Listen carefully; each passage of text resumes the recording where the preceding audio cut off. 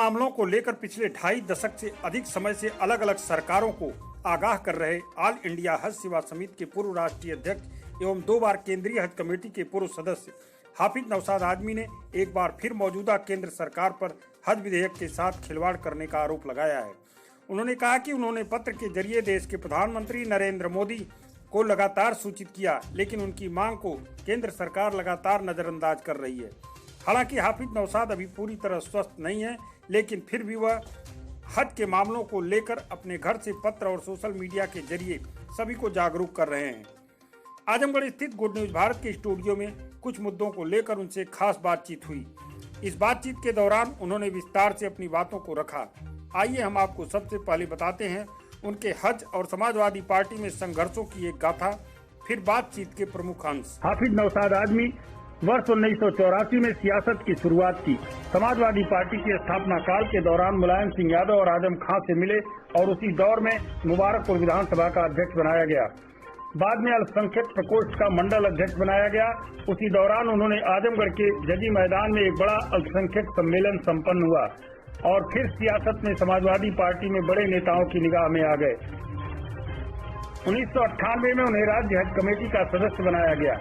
Samajwadi party के banner तले सियासत में अपनी मजबूत दावेदारी पेश करते हुए वह 1993 में सपा बसपा गठबंधन के दौरान मुबारकपुर विधानसभा से टिकट के प्रबल दावेदार थे। हालांकि सियासत के दांवपेच में उनको टिकट नहीं मिल पाया, फिर भी वह समाजवादी पार्टी के लिए लंबे समय तक संघर्ष किए। इसी दौर में उन्होंने हज यात्रियों की कठिनाई को देखा और उनके मन में विचार आया कि क्यों न इन हज यात्रियों के लिए कुछ कार्य किया जाए। अपनी इसी सोच के तहत उन्होंने एक गैर राजनीतिक संगठन ऑल इंडिया हज सेवा समिति की स्थापना की और स्थापना के बाद उन्होंने हज यात्रियों के बीच जाकर उनका सहयोग और समर्थन जुटाया।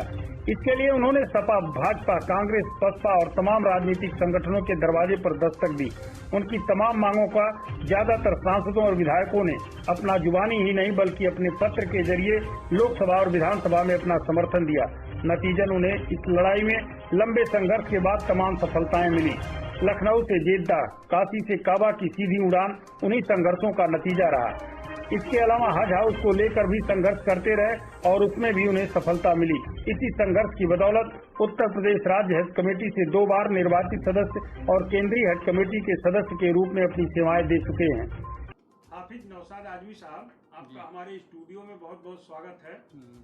हम आपसे जानना चाहेंगे कि आप जब से मोदी जी की सरकार बनी है तब से हज विधेयक और हज मंत्रालय को लेकर लगातार सवाल कर रहे हैं जी। ऐसा क्यों है?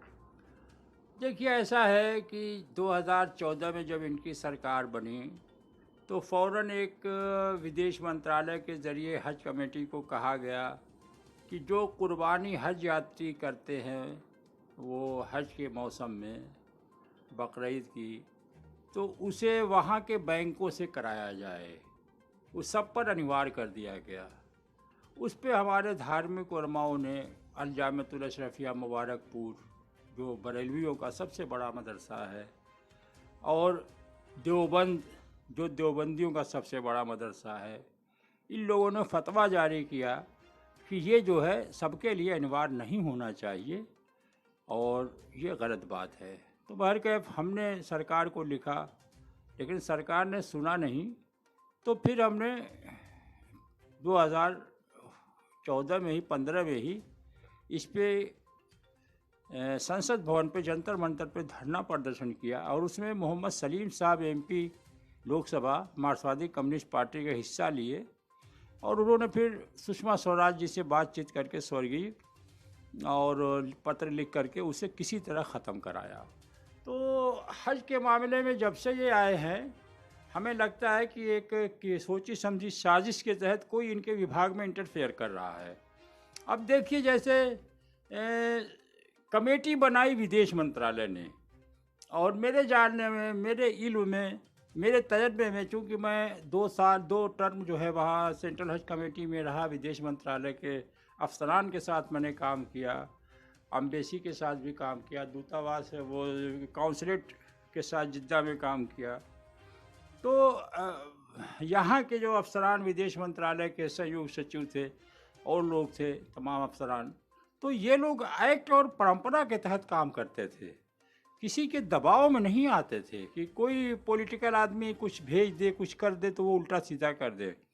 लेकिन इस सरकार में ऐसा हुआ है कि हज एक्ट का पूरी तरह उल्लंघन किया गया। 2016 में जो 20 जून को कमेटी बनाई गई वो विदेश मंत्रालय के संयुक्त सचिव द्वारा बनाई गई और उसमें हज एक्ट का उल्लंघन ये हुआ कि 3 उलमाए किराम उसमें रहते थे और स्वर्गीय अटल जी ने ये जो 2002 में एक्ट पास किया था उसमें यह था कि 7 मेंबर जो सरकार केंद्र सरकार नामित करेगी उसमें 3 सदस्य जो है धर्म विद्या विशेषज्ञ होंगे।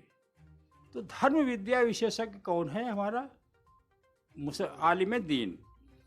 तो इस तरह से 3 उलमा 2006 में आए थे, एक शिया 2 सुन्नी।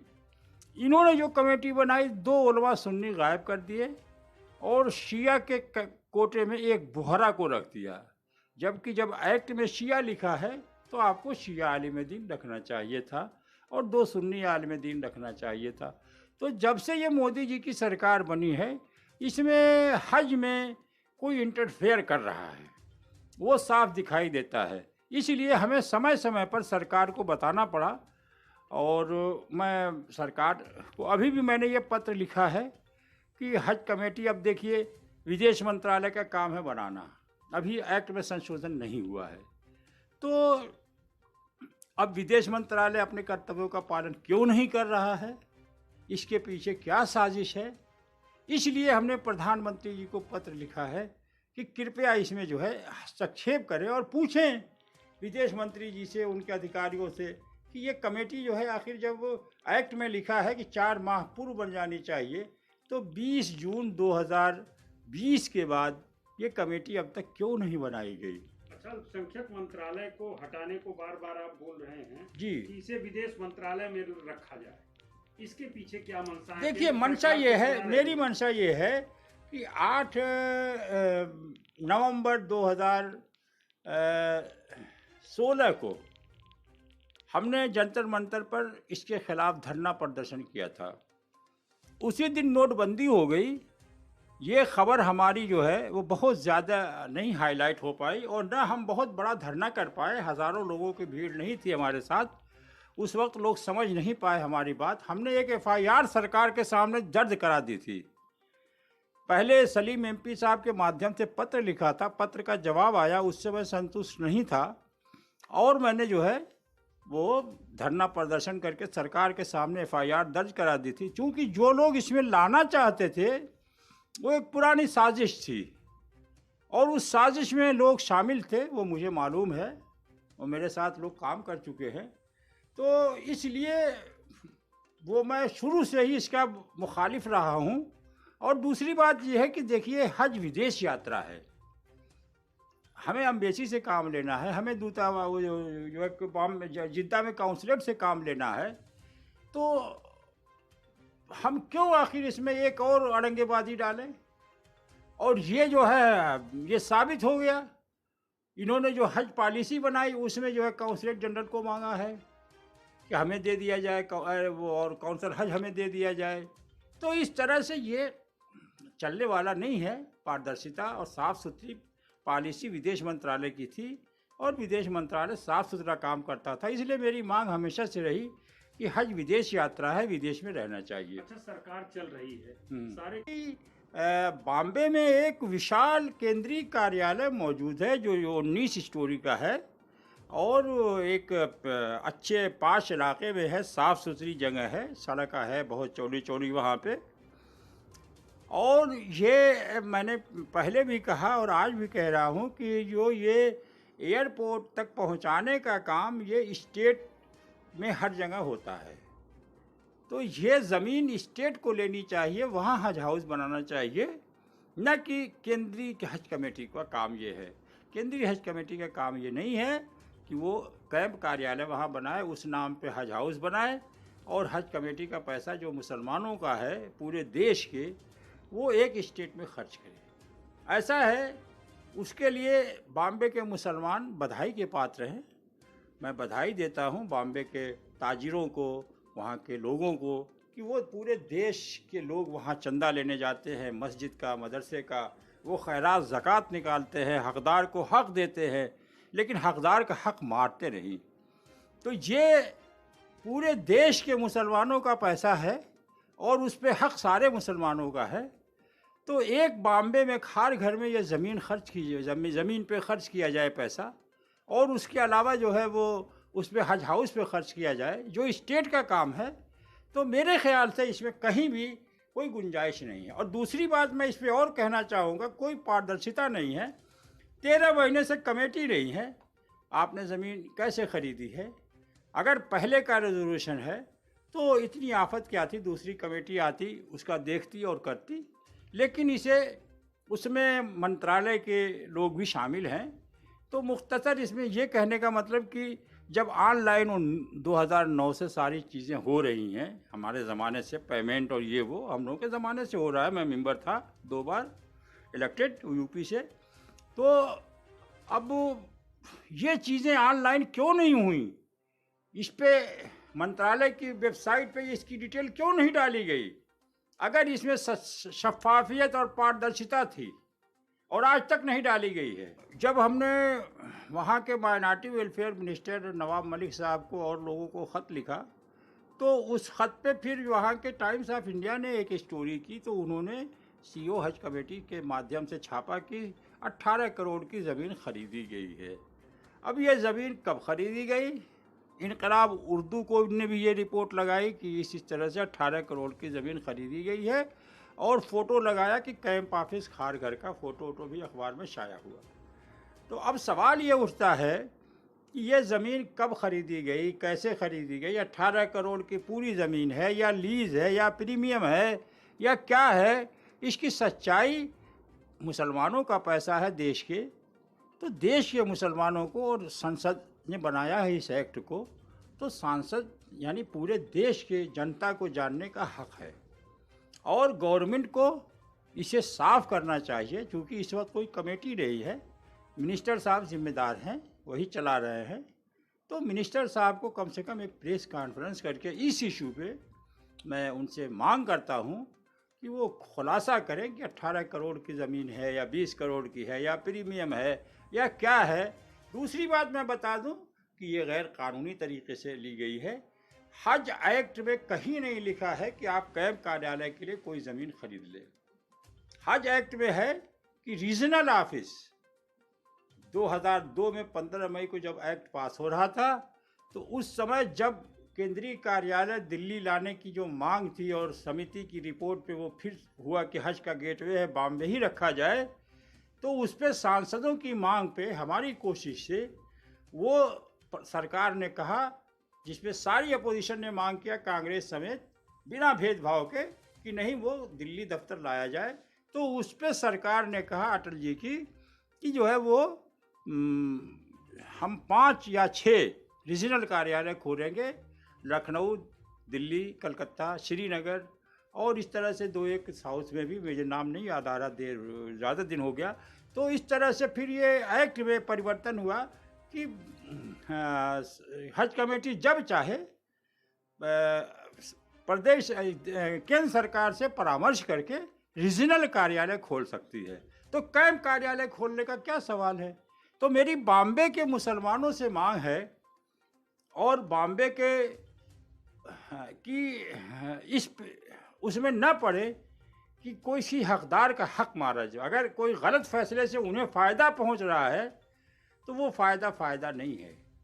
दूसरी बात मैं ये कहना चाहूँगा कि बॉम्बे के जो लोग सामाजिक तंजीमें चलाते हैं, सामाजिक संस्था चलाते हैं, जो लीडर हैं, उन लोगों को हज हाउस की दशा जाके देखनी चाहिए आज, कि हज हाउस को किस तरह से हर जगह मिनिस्टर के नाम से नीचे ऊपर लिखा गया है, और यहाँ तक कि मस्जिद के गेट पर भी चेयरमैन और मिनिस्टर का नाम लिखा हुआ है। मैं ये कोई परंपरा नहीं मिलेगी, पूरे देश में आप ढूंढ डालेंगे, विदेश में ढूंढ डालेंगे, कि एक जगह करोड़ों अरबों रुपए की कोई बिल्डिंग बनती है, सरकार बनाती है या कोई बनाता है, तो कहीं उसका बीच में एक जगह पत्थर लग जाता है कि फला तारीख को इस बिल्डिंग का उद्घाटन फला ने दिया और फला कोटे से ये पैसा दिया गया और ये बनी। अब सवाल ये है कि पैसा हज कमेटी का है, मुसलमानों का है, उससे मरम्मत हुई मस्जिद की, एसी वगैरह लगा, अब उस पर नाम लिख दिया गया, नई तामीर नहीं हुई, कुछ हाल बने कमरे तोड़ करके वहाँ नाम लिख दिया गया। तो वो तो आप लिखवा लो, लेकिन मस्जिद के गेट पे किसी का नाम लिखा जाना ये बिल्कुल ही मुनासिब नहीं है। मैं उन लोगों से चाहूँगा कि वो इसमें भी दखल दे। आवाम से मैं गुजारिश करूँगा कि वो इस इशू पे सड़क पे ना आवें, कानून हाथ में न लें, लेकिन उन लोगों को मैं ज़रूर इशारा करूँगा और अफसोस जाहिर करूँगा कि ये लगभग 2 साल से ज़्यादा हो गया, इस तरफ उन लोगों ने ध्यान नहीं दिया है। जो वहाँ की मुस्लिम तंजीमें वो सामाजिक तंजीमें हैं और लीडरान हैं, सेकुलर लीडरान हैं, तमाम हैं, कि हज हाउस की वो हिफाजत करे, जो वो सारे देश की मुसलमानों की अमानत है। वो बिल्डिंग और वो वहाँ उसमें पैसा, वो सारे देश की मुसलमानों की अमानत है। उस अमानत को बचाएं, उस हज हाउस को बचाएं जो 19 मंजिला है।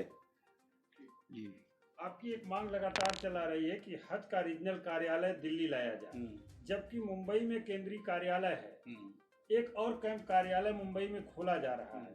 इस पर आपकी क्या राय है? देखिए, ऐसा है कि मैंने कहा ना कि रीजनल कार्यालय खोले जा सकते हैं, तो दिल्ली राजधानी है और जनप्रतिनिधियों के माध्यम से सबका रिश्ता बराबर का है और ख़ास तरीके से उत्तर भारत से वो करीब है। तो इसलिए मेरी ये मांग है, मैं भी व्यवहारिक तौर पे ये मानता हूँ कि हज का गेटवे है मुंबई है, और पानी का जहाज़ जब चलता था तो वहाँ के हिंदू मुस्लिम भाई हाजियों की सेवा करते थे। लेकिन अब एक बात और आपको बता दूं कि उस समय भी यूपी का एक हज हाउस था प्राइवेट बना हुआ, और कर्नाटक का हज हाउस था बना हुआ। तो इस तरह से उस वक्त भी ये काम सेंट्रल हज कमेटी के हाथ में नहीं था। ठीक है, तो अब ठीक है, हज का गेटवे है, मुंबई रहे सेंट्रल दफ्तर, लेकिन एक रीजनल ऑफिस दिल्ली में खोला जाए मुस्तकिल, वहाँ पे डिप्टी सीओ बैठे और उत्तर भारत के लोग भी अपनी समस्या का समाधान कर सकें।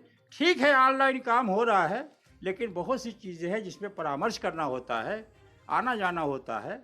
तो इस तरह से दिल्ली में एक मुस्तकिल कार्यालय और हज हाउस केंद्रीय हज कमेटी बनाए, ये मांग है। और इस समय हज कमेटी नहीं है, इस समय मुख्तार अब्बास नकवी साहब मिनिस्टर हैं, और एक्ट में ये भी लिखा हुआ है कि जब कमेटी नहीं रहेगी तो केंद्र सरकार उसकी मिल्कियत की मालिक होगी।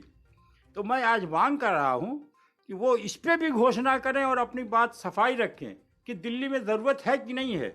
100 मेंबर पार्लियामेंट में केंद्रीय कार्यालय की मांग की थी तो ठुकरा दिया गया, ठीक है, नहीं हुआ, लेकिन रीजनल ऑफिस तो आप दे सकते हो। तो रीजनल ऑफिस दे तो उत्तर भारत के हज यात्रियों को भी थोड़ा सा इंसाफ मिल जाए। एक सवाल ये है कि मान लीजिए आपकी जितनी मांगे और जितनी राय अपनी व्यक्त कर रहे हैं, सरकार अगर नहीं मानती है तो आप क्या करेंगे? जनता के बीच में जाएंगे या न्यायालय के? देखिए, अभी तो हालात ऐसे नहीं हैं कोरोना की वजह से और दीगर चीज़ों से कि हम जनता के बीच जाएं। हमें जनता के बीच ही जाना है, क्योंकि जनता का मामला है और जनता ही यहाँ की सब कुछ है। तो हालात अच्छे हुए तो हम जनता के बीच भी जा सकते हैं। और भी आपने देखा है कि मैं 2 साल से बीमार हूँ और तकरीबन कुछ दिनों से मेरी तबीयत कुछ ठीक है, भगवान के अल्लाह की रहमत से और हाजियों की दुआ से, न जाने किस वजह से। तो जो भी मुझे इसमें तजर्बा है, जो भी मेरी सलाहियत है भगवान की दी हुई है, तो मैं उसे सरकार के सामने रखना चाहता हूँ। ऐसा नहीं है कि मैं इसमें कोई अकेले बोल रहा हूँ, मेरे बहुत से हमदर्द हैं और वक्त वक्त पे मैंने दिखाया है, साबित किया है। तो लेकिन और जो लोग नहीं इस पे बोल रहे हैं, बहुत से लोग ऐसे जिनको जानकारी नहीं है। मैं भी कानपुर से आपको समर्थन मिला। हाँ, तो मैं यहाँ बैठा हूँ, लेकिन कानपुर के दोनों शहर काजी और वहाँ के बुद्धिजीवी, स्टेट हज कमेटी के साबिक मेंबरान और तमाम जो है लोगों ने मुझे समर्थन, मेरा अखबार में दिया बयान कि जो आपकी मांग है उसके साथ हम हैं। और उन्होंने मांग किया कि नए हज के हिसाब से, हज 2002 के हिसाब से कमेटी बनाई जाए।